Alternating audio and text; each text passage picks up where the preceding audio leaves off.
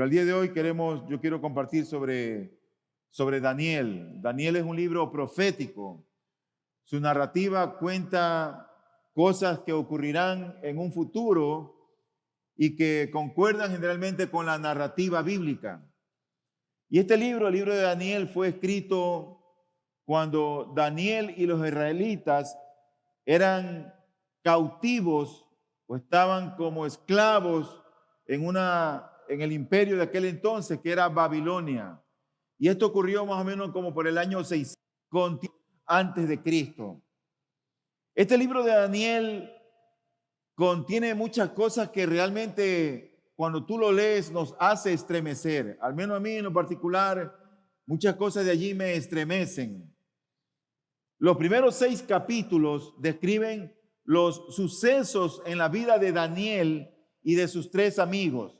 Daniel fue llevado cautivo ya junto con 3 amigos. Es un libro que tiene 12 capítulos y los 6 últimos capítulos del libro de Daniel contienen visiones y revelaciones que Dios le dio a este singular profeta. Y estos 6 últimos capítulos se refieren al triunfo final del reino de Dios y de su pueblo. Se encuentran algunas profecías allí muy específicas sobre la venida de Cristo y el propósito final de Dios. Y del capítulo 2, versículo 4, hasta el capítulo 7, versículo 8, la escritura o el lenguaje que está en Daniel es arameo. Ese es un lenguaje afín o que está relacionado con el hebreo, que era el idioma que estaba vigente en Babilonia, el arameo en ese tiempo. Y hoy yo quiero meditar solamente en 2 versículos de Daniel. El versículo 1 y 2 de Daniel capítulo 12. Versículo 1 y 2 de Daniel 12. Dice la palabra lo siguiente. En aquel tiempo se levantará Miguel, el gran príncipe que vela sobre los hijos de tu pueblo. Será un tiempo de angustia cual nunca hubo desde que existen las naciones hasta entonces. Y en ese tiempo tu pueblo será librado, todos los polvos de la tierra inscritos en el libro. Y muchos de los que duermen en el polvo de la tierra despertarán, unos para la vida eterna y otros para la ignominia, para el desprecio eterno.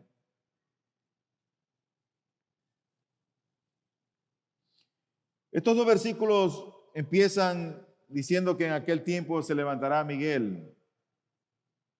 ¿Quién es Miguel? Miguel es descrito en la Biblia como un mensajero fiel de Dios. Es un arcángel y es uno que está al servicio de Dios. De alguna manera, Miguel es descrito en el capítulo 10 como ese gran príncipe angélico quien trabajó contra los agentes satánicos en el gobierno de Persa, del mismo Caprantizael. Y Miguel fue enviado por Dios para garantizar la buena voluntad del Señor de que lleve a cabo el regreso de los exiliados a su hogar. Y el texto empieza con estas palabras, dice, en aquel tiempo, lo cual lo conecta con el capítulo anterior que describe la destrucción del anticristo al final de los días. Ese tiempo que aquí describe Daniel será un tiempo de gran angustia. Jesús también citó este pasaje cuando él estuvo en su ministerio terrenal. Citó este versículo cuando habló de los acontecimientos que iban a ocurrir en el juicio final. Él dijo en Mateo 24:21, porque habrá entonces una gran tribulación, tal como no ha acontecido desde el principio del mundo hasta ahora, ni acontecerá jamás.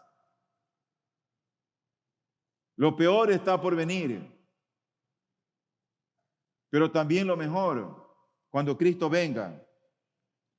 Por lo tanto, el cristiano no debe de contemplar el futuro con demasiada confianza.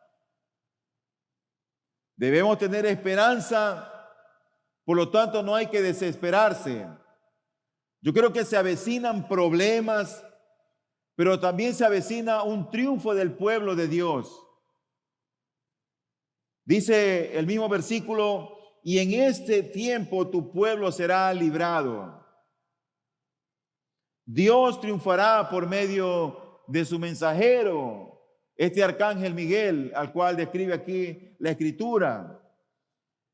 Pero ocurre que al día de hoy nosotros vivimos en un mundo donde en verdad hay mucha incertidumbre. No sabemos lo que va a pasar con nuestras vidas de aquí a 5 años. Sabemos cómo va a estar nuestro país de aquí a 2 años, a 1 año. Por ejemplo, por más que tú te afanes haciendo dieta, ejercicios, tomando vitaminas, tú no sabes en qué momento te enfermas. Y hacer todo eso es bueno, no es que es malo, pero hay mucha incertidumbre, muchas cosas que no sabemos en realidad. Tampoco conocemos cómo estarán nuestras finanzas el día de mañana, cómo estará la economía en el futuro. Nosotros no conocemos esas cosas. Hoy sabemos cómo está el clima y mañana no sabemos cómo estará, no sabemos qué desastres habrán. Y de pronto una erupción, un tsunami, un temblor, un terremoto, un huracán. Hay muchas cosas que en verdad nos hacen sentir impotentes. Y entendemos cuando vemos estas cosas que Dios es soberano y Él tiene el control de todas las cosas. Pero así como hay muchas cosas que son inciertas y no las conocemos, hay cosas que son ciertísimas por la palabra de Dios. Y eso es lo que yo quiero ver en esta mañana con ustedes. Ese es el título del sermón. Lo ciertísimo según la palabra de Dios. Y hay 3 cosas según este pasaje que hemos leído que son ciertísimas. Y una de ellas es la muerte. Dice el texto que hemos leído, el versículo número 2, y muchos de los que duermen, así empieza el versículo 2, y muchos de los que duermen. Esos que duermen son los que han muerto, los que ya no están en este mundo. Y la muerte es un enemigo que se introdujo en la creación y que trajo miserias indescriptibles a la humanidad. Nadie puede experimentar eso hasta que pierde un ser querido. Cuando pierde su cónyuge o pierde un hijo, pierde un padre o la madre. Y la consecuencia de la rebelión del hombre contra Dios, contra ese Dios santo, es que ese hombre en la muerte volvería al polvo. Esa fue la consecuencia. Por lo tanto, la muerte sigue cobrando tarde o temprano el mismo precio a todos. Es como que llega un momento en que nos reclama a todos. Pero la muerte o el dominio de la muerte un día terminará. Cuando Cristo venga, la muerte no va a reinar más. Porque la muerte fue un enemigo que ya Cristo lo venció. Cuando Cristo venció, yo vencí con Él. Cuando Cristo resucitó, yo resucité con Él. Dice la Escritura en Juan 5, 25 y 28, en verdad les digo que viene la hora y ahora es cuando los muertos oirán la voz del Hijo de Dios y los que oigan vivirán. No se queden asombrados de esto, dice el 28, porque viene la hora en que todos los que están en los sepulcros oirán su voz. Cuando Cristo venga, los muertos resucitarán. Oirán la voz de Dios, del Cristo que viene. La muerte seguirá reinando hasta que Cristo venga. El apóstol Pablo dijo en 1 Corintios 15, 25 y 26, pues Cristo debe reinar hasta que haya puesto a todos sus enemigos debajo de sus pies. Y el último enemigo que será eliminado es la muerte. Por lo tanto, la muerte, aunque nos asusta, aterra a mucha gente, la muerte ya fue vencida por Cristo, por mi padre. Pero hay algo que tú no debes olvidar y que es ciertísimo en cuanto a la muerte, y en cuanto a la vida también, porque lo que se contrapone a la muerte es la vida. Dice en 1 Samuel 2:6, el Señor da muerte y da vida. Hace bajar al Seol y hace subir. O sea que aunque tú no quieras, un día vas a morir, un día vamos a morir. Eso no depende de nosotros. Eso depende del Señor. No depende de mí, no depende de ti, no depende de cuántas vitaminas tomes, ni de cuánto jugo o extracto de tantas cosas que la gente ahora hace, tomes y hagas ejercicios y mucha dieta. No, no, no. Tú no sabes, no sabemos cuándo moriremos. Por lo tanto, mi primer punto es que la muerte es algo ciertísimo. Lo siguiente que quiero decir es que la resurrección también es algo ciertísimo. El texto que hemos leído en Daniel capítulo 12, el versículo 2 dice, y muchos de los que duermen en el polvo de la tierra despertarán. O sea que esos que un día murieron van a despertar, y muchos de los que duermen en el polvo de la tierra despertarán. Hay muchas personas que no creen en la resurrección. Piensan que todo se limita a este mundo, que todo se limita a este universo. Por eso es que la gente quiere divertirse, aprovechar el tiempo, la vida, cada instante. La vida está hasta cada pachanga. Porque creen que aquí en la vida está todo. Desconocen acerca de la resurrección. Hay mucha gente que vive para este tiempo, para esta vida, para este mundo, y no hacen nada por sus almas para la vida eterna. O sea, viven solamente el hoy. No creen en la resurrección. Pero no importa si creen o no creen, porque la resurrección no depende de lo que tú o yo creamos, sino de lo que Dios dice en su palabra. Y lo cierto es que un día la resurrección ocurrirá para todos aquellos que han muerto. Un día ocurrirá. Mira que en los tiempos de Jesús, los saduceos también creían que no había resurrección. Ellos no creían en la resurrección de los muertos. Dice Mateo 22:23. Ese día se acercaron a Jesús algunos saduceos, los que dicen que no hay resurrección. Ya en los tiempos de Cristo había un grupo de gente que no creía en la resurrección. Al día de hoy, nuestros hijos, los niños, los jóvenes, los adultos, se les debe enseñar acerca de que un día resucitarán.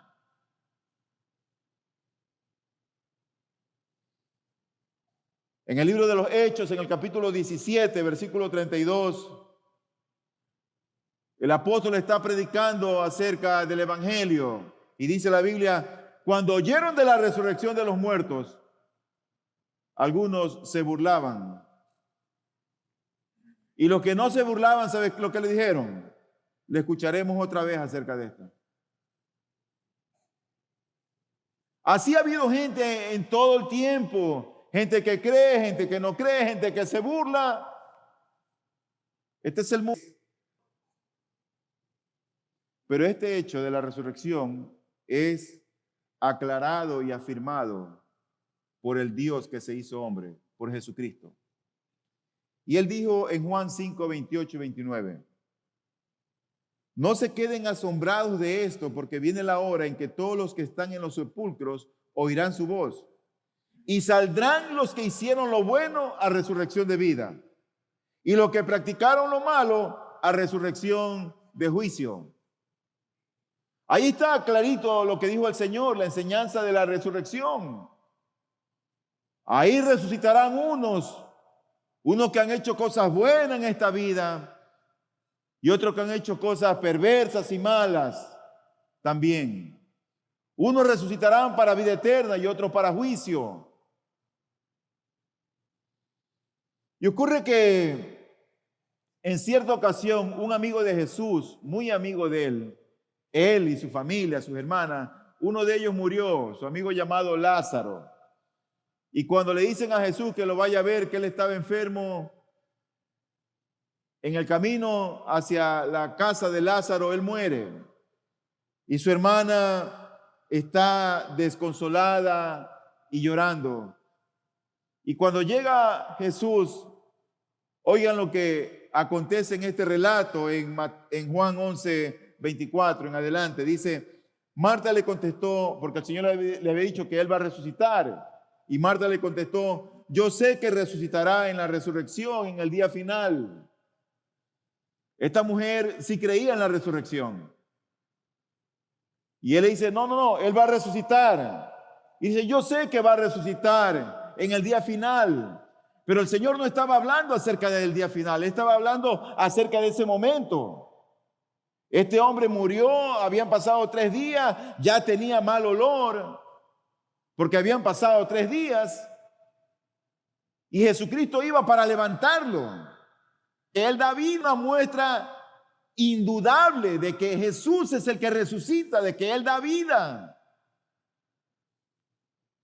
Y luego dice el versículo 25, Jesús le contestó, yo soy la resurrección y la vida. El que cree en mí, aunque muera, vivirá.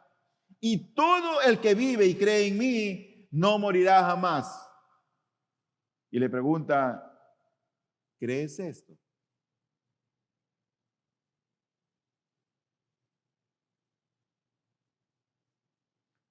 Sin lugar a duda que la resurrección está en Cristo.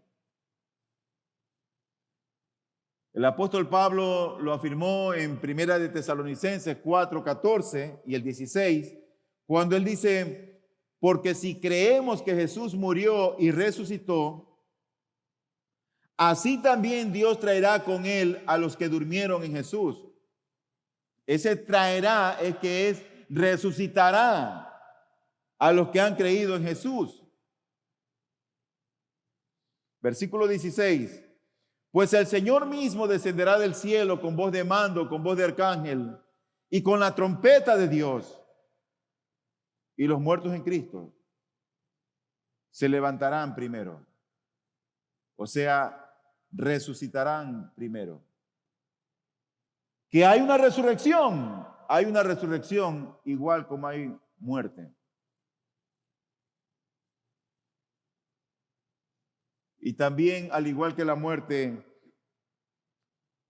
aunque tú no quieras, después de muerto, tú y yo, un día vamos a resucitar. Aunque tú y yo no querramos, un día vamos a resucitar. La resurrección no depende de nosotros. Eso ya está establecido. Un día resucitaremos. Este es mi segundo punto. Y voy a emplear un poquito más de tiempo en mi tercer punto. Es cierto, así como la muerte es ciertísima y la resurrección es ciertísima, también el destino eterno es ciertísimo. Dice el versículo número 2 de Daniel 12.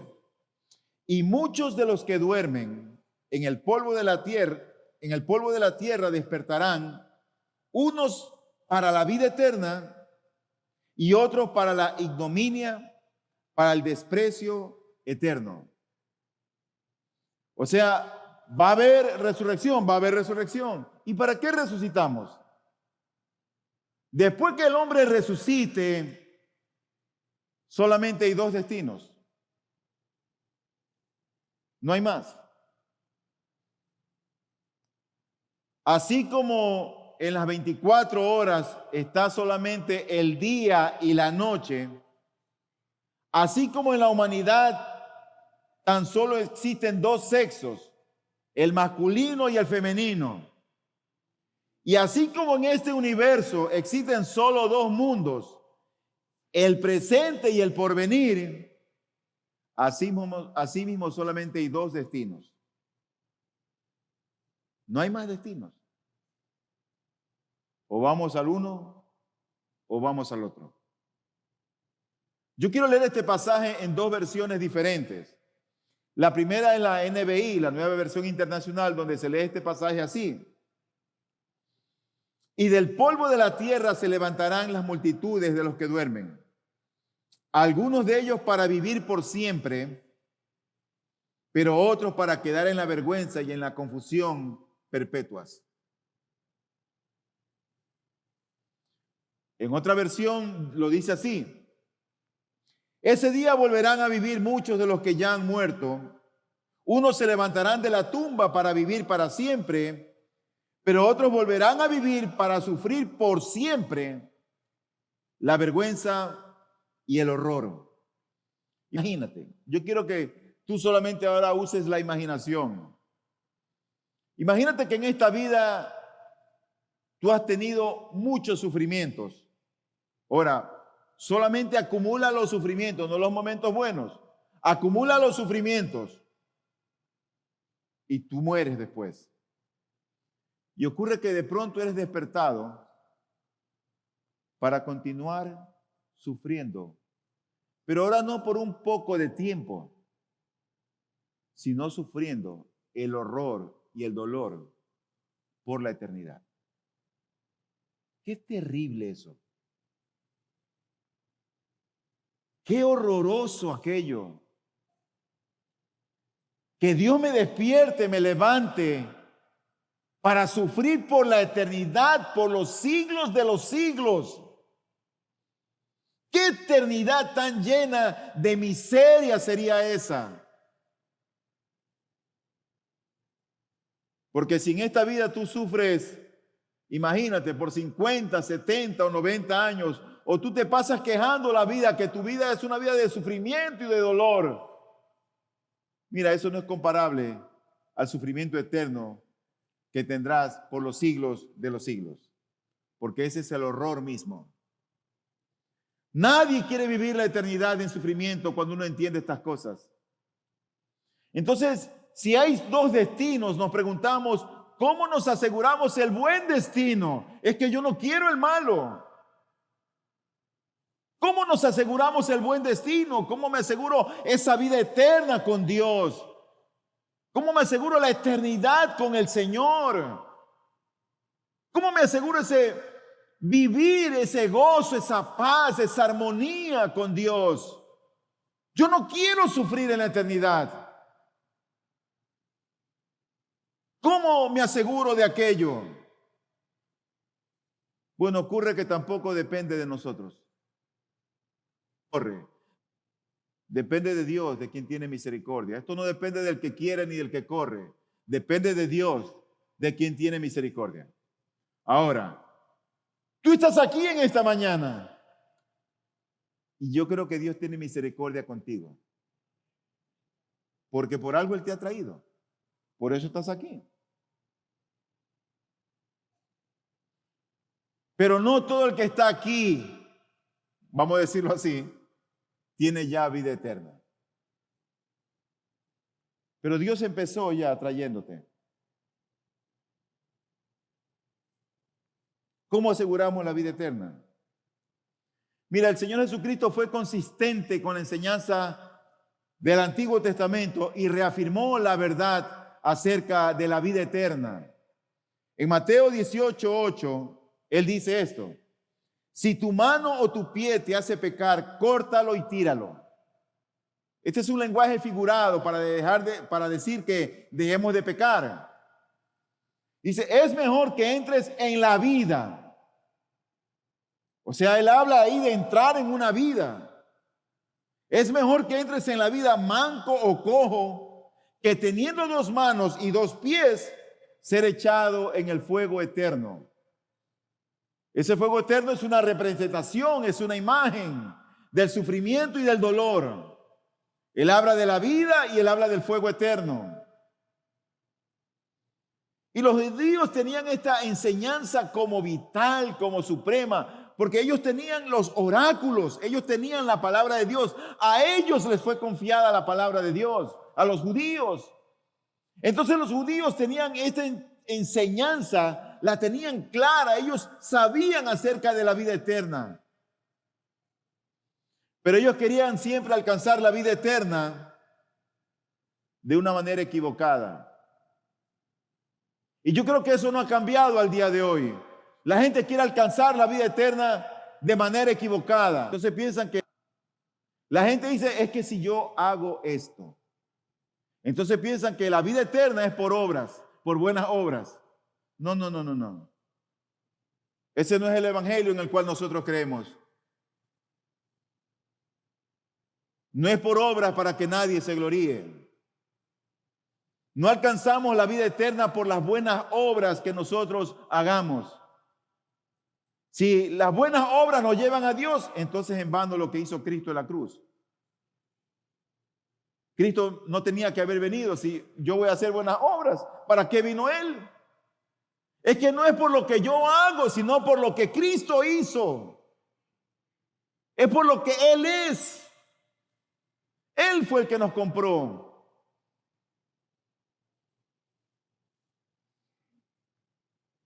Los judíos tenían muy clara esta enseñanza y para ellos era tan importante el aspecto de la vida eterna. Tanto así que hay un hombre que se le acerca. Señor, ¿qué debo hacer para tener la vida eterna? Dice Mateo 19:16, y un hombre se acercó a Jesús y le dijo, Maestro, ¿qué cosa buena haré para obtener la vida eterna? Él pensaba que la vida eterna se la obtenía por lo que él iba a hacer. Esa es la falacia de la Iglesia Católica al día de hoy. Esa es la mentira con la cual muchos están atrapados y piensan que por las buenas obras que ellos hacen se ganan el favor de Dios o se meten a Dios en el bolsillo y ya Dios los ve con buenos ojos. Pero para obtener la vida eterna se requieren 2 elementos esenciales. Uno es arrepentimiento y otro es fe. Nada más. ¿Sabes cuánto cuesta eso? Nada. Eso es gratis. No cuesta nada. Primero, hay que dejar esa vida que desagrada a Dios. Por eso yo te decía, tú puedes estar aquí hoy y tal vez tengas una vida que lleves que a Dios no le agrada. Tal vez son tus intenciones, tus maquinaciones, tus pensamientos, tus palabras. Tal vez tu infidelidad. Tal vez estás fornicando con alguien, teniendo relaciones sexuales ilícitas, sin estar casado. Y a Dios no le agrada. ¿Sabe lo que es el arrepentimiento? Dejar esa vida para agradar a Dios. Arrepentirnos de esa mala manera de vivir, alejada de Dios, indiferente de Dios. No es suficiente decir, ay no, pastor, es que yo creo en Dios. Amigo, el diablo también cree en Dios y tiembla. No es suficiente decir aquello. Debemos estar arrepentidos O debemos arrepentirnos y empezar a dar frutos dignos de ese arrepentimiento que decimos habernos arrepentido. ¿Tú sabes cuánta gente hay que no ha aprendido a perdonar? Y tienen ahí esa raíz de amargura que no los hace libres. Y no han perdonado al papá, a la mamá, al hermano, al cuñado, a la suegra. Pero dicen que creen en Dios.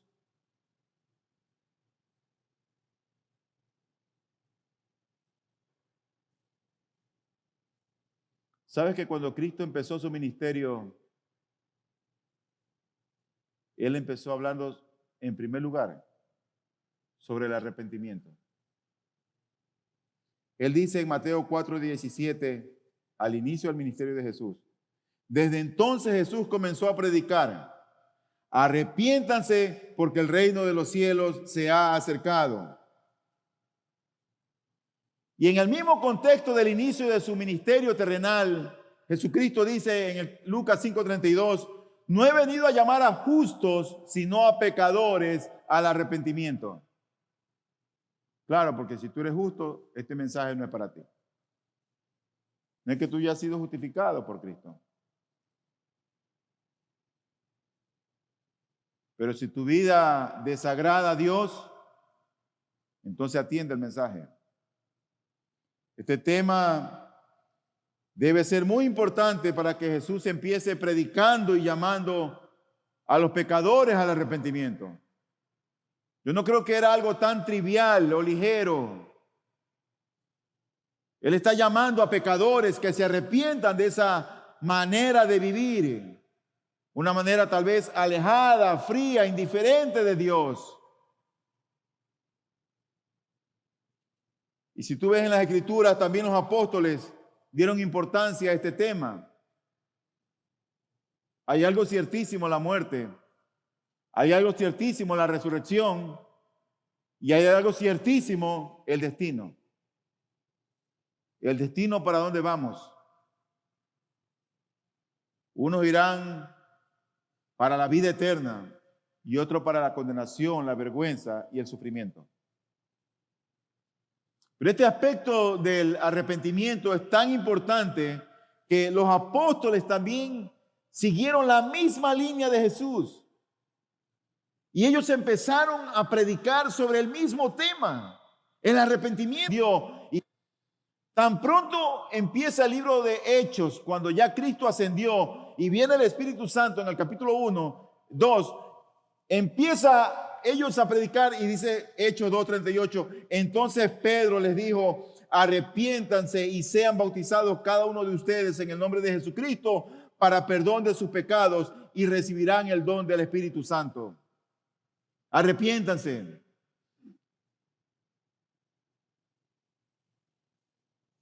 Y en el mismo libro, más adelante, porque Pablo fue salvado un poco más tarde, cuando Pablo empieza a predicar, él testifica lo siguiente, dice Hechos 20:21, testificando solemnemente tanto a judíos como a griegos del arrepentimiento para con Dios y de la fe en nuestro Señor Jesucristo. Pablo es más teólogo y ahora le añade algo adicional. Arrepentimiento, dice él, y fe. El primer elemento para obtener la vida eterna es estar genuinamente arrepentido de nuestra manera de vivir. Y el segundo es creer en Jesús. La vida del cristiano realmente no está en venir a la iglesia, no está en bautizarse, no está en hacer buenas obras. El hombre obtiene verdadera vida cuando cree en Cristo, cuando cree en el Señor. Ahora, la fe del creyente no está en el vacío. está en una persona, está en un hombre, en Jesucristo. 6. Dice el escritor a los Hebreos en el capítulo 11, versículo número 6, sin fe es imposible agradar a Dios, porque es necesario que el que se acerca a Dios crea que Él existe y que recompensa a los que lo buscan.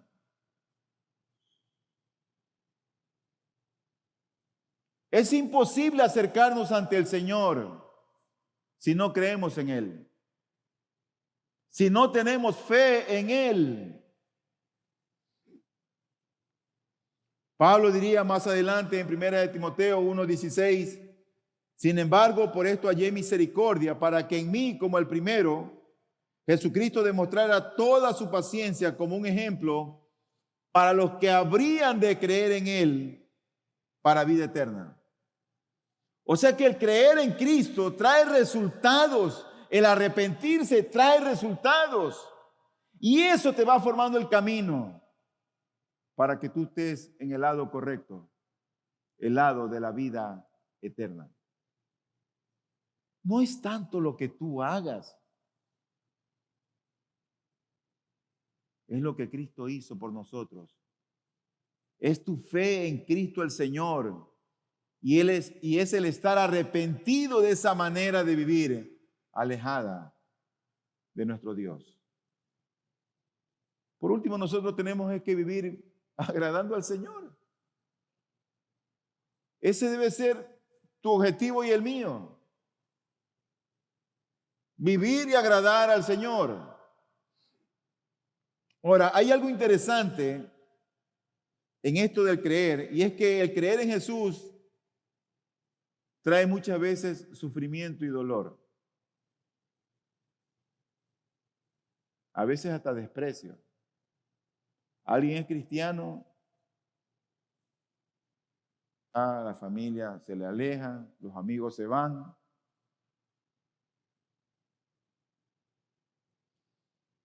Cuando eso pasa, yo digo, ¿y?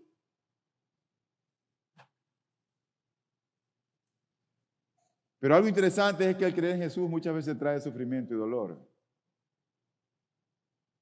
Filipenses 1:29 dice, porque a ustedes se les ha concedido por amor de Cristo no solo creer en Él, sino también sufrir por Él. No es por lo que hagas, porque a veces la gente se porta mal y está sufriendo por lo mal que se porta, porque es chismoso, entrometido, habla demasiado, hace lo indebido y por eso sufre. Dice, no solo creer en Él, sino también sufrir por Él. En Hechos 10:43 dice, de Él dan testimonio todos los profetas de que por su nombre todo el que cree en Él recibe el perdón de los pecados. Por un lado tú ves tal vez el desprecio, el dolor, pero ¿qué es lo que a ti y a mí nos interesa? Es que Dios perdone mis pecados. Eso es lo que cuenta. Eso es lo que realmente tiene valor. Que te desprecie un pecador porque tú tienes tu fe en Cristo el Señor, porque tú vienes a la iglesia, porque sirves a Dios, porque te has bautizado, etcétera, etcétera. ¿Qué valor tiene eso?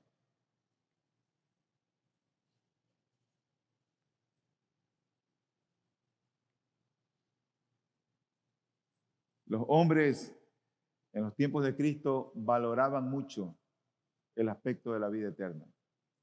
No sé cómo tú la valores y no sé si es algo, eso en tu mente siempre constante. Porque a veces vivimos para este momento.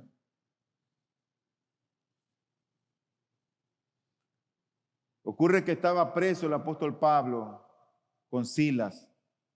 Y dice la Biblia que mientras ellos estaban presos en una cárcel fría, en la oscuridad de la noche ellos cantaban himnos al Señor. Y viene un terremoto y se abren las puertas y ellos se quedan adentro. Y cuando ve el carcelero las puertas abiertas, él piensa que se han escapado. Entonces él toma su espada y se iba a matar.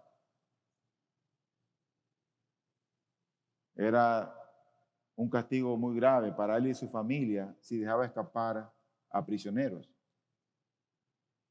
Y el apóstol dice, no te hagas daño que aquí adentro estamos, todos estamos aquí. Y este hombre en ese momento cae de rodillas y dice, Hechos 16, 30 y 31, dice, y después de sacarlos dijo, señores, ¿qué debo hacer para ser salvo? Otra vez, ¿qué debo hacer? Y a veces es que creemos que tenemos que hacer algo para ganarnos el favor de Dios. No, yo creo que los cristianos primeramente somos salvos y después somos hacedores de buenas obras, como dice Efesios 2:10. Dios nos salvó para hacer obras que ya estaban preparadas de antemano para nosotros. Antes de hacer la verdad, tenemos primeramente que arrepentirnos y creer. Ahora, yo no sé qué es primero la verdad. A mí me da la impresión de que vienen las dos cosas juntas. Porque el creer es un don que yo no lo genero, que no viene de mí, que Dios me lo da para que yo crea en Él. Si tú crees en Dios genuinamente, ese don viene de Él. Ahora, si crees que ese creer en Él viene de ti, eso lo vamos a descubrir. Va a ser notorio.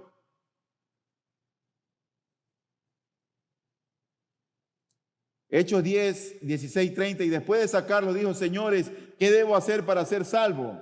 Ellos respondieron, cree en el Señor Jesús y serás salvo tú y toda tu casa. He ahí lo importante, solamente tenía que creer. No le costaba nada. Por eso que el Señor Jesucristo dijo, en verdad les digo, el que oye mi palabra y crea al que me envió, tiene vida eterna. Y no viene a condenación, sino que ha pasado de muerte a vida. Pero hay algo importantísimo en este aspecto del creer, porque tú puedes decir en esta mañana, pastor, yo creo. Pastor, usted no sabe, yo soy más creyente que usted. Y puede ser que sea cierto, que creas. Pero me gusta mucho que Juan, el apóstol Juan, que era un teólogo que escribió también Apocalipsis y primera, segunda y tercera de Juan y el Evangelio de Juan, Juan, el último que murió de los apóstoles, Juan liga el creer, o sea, la fe en Cristo, ¿sabes con qué la liga? Con la obediencia. Con eso la liga. Cuando alguien dice que cree en Dios, se sobreentiende que esa persona debe ser obediente. No me digas que tú crees en Dios si eres un desobediente dentro de la iglesia local. Juan 3:36 dice, el que cree en el Hijo tiene vida eterna. ¿De qué está hablando? De creer, de tener fe. Ahora mira cómo luego dice, pero el que no obedece al Hijo, él pudo haber dicho, pero el que no cree al Hijo. Pero él dice, el que no obedece al Hijo no verá la vida, sino que la ira de Dios permanece sobre él.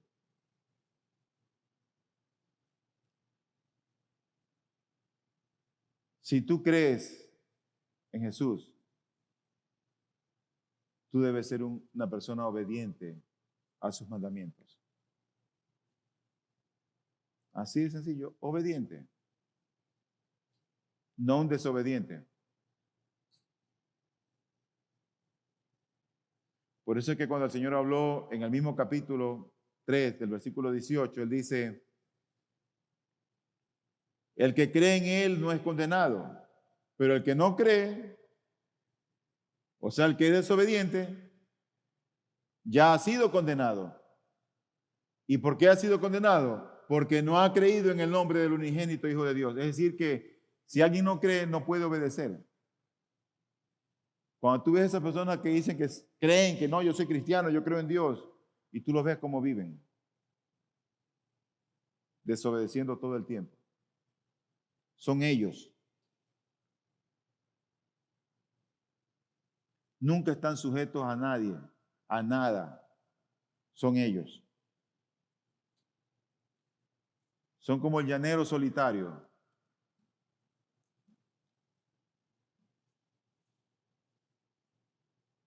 Por eso dijo el Señor, porque de tal manera amó Dios al mundo, que ha dado a su Hijo unigénito, para aquel que cree, el que en Él cree. Para aquel que en Él cree, es el que cree, no se pierda, mas tenga vida eterna. ¿Tú te das cuenta que ese destino empieza con el arrepentirse y con el creer? No es suficiente venir a la iglesia. No es suficiente hacer buenas obras. Tienes que ser obediente al Señor. Si Él ha dicho que tienes que bautizarse por creer, pues bautízate y sé obediente. Ahora, el bautizo tampoco salva. Por eso nosotros bautizamos creyentes. Y ese que es creyente da testimonio de que es creyente, que ama al Señor, que cree en el Señor. No es un teólogo, no es una persona perfecta, pero es una persona que cree en Él.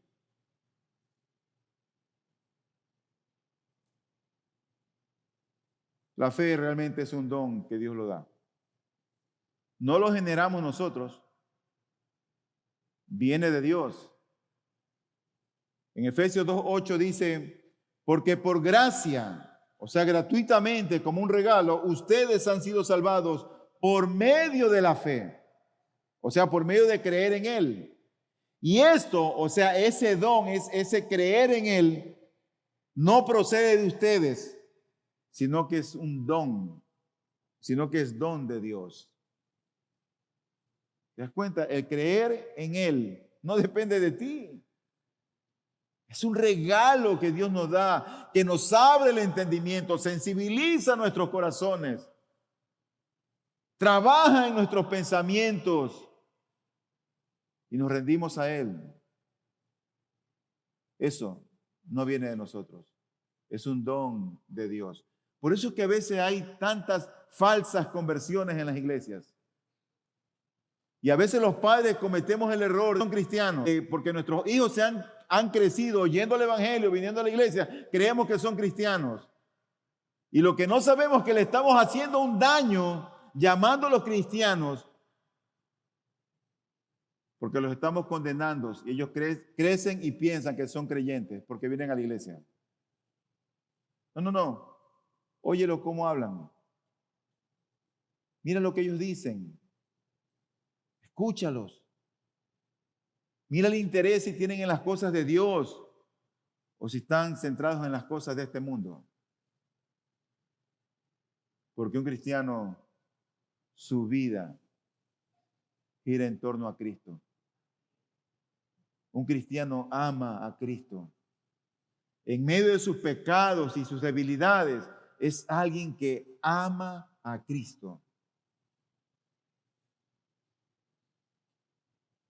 A veces decimos, tienes que creer, como si la fe o el creer en Dios la producimos nosotros.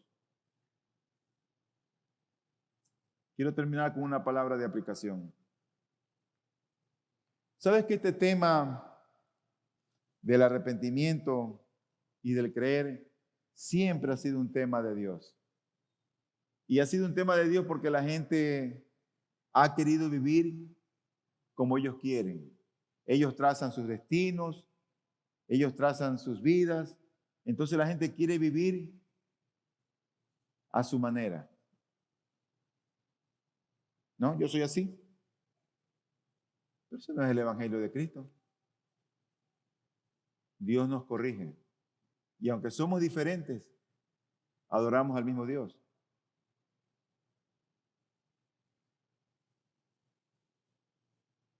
El profeta Jeremías, él escribió lo siguiente en el capítulo 5, versículo 3. Dice él, oh Señor, no buscan tus ojos la verdad. Tú los heriste, mas no les dolió. Tú los consumiste, mas ellos rehusaron recibir corrección. Endurecieron sus rostros más que la roca. Rehusaron arrepentirse. No quisieron. Ellos quisieron seguir viviendo como ellos quisieron. Rehusaron arrepentirse. Así hay muchas personas al día de hoy. No es algo del siglo XXI. Ya en el siglo 600 años antes de Cristo, el profeta declaraba que a pesar de que los ojos de Dios estaban buscando la verdad, a pesar de la disciplina que había enviado, ellos se endurecieron y rehusaron arrepentirse.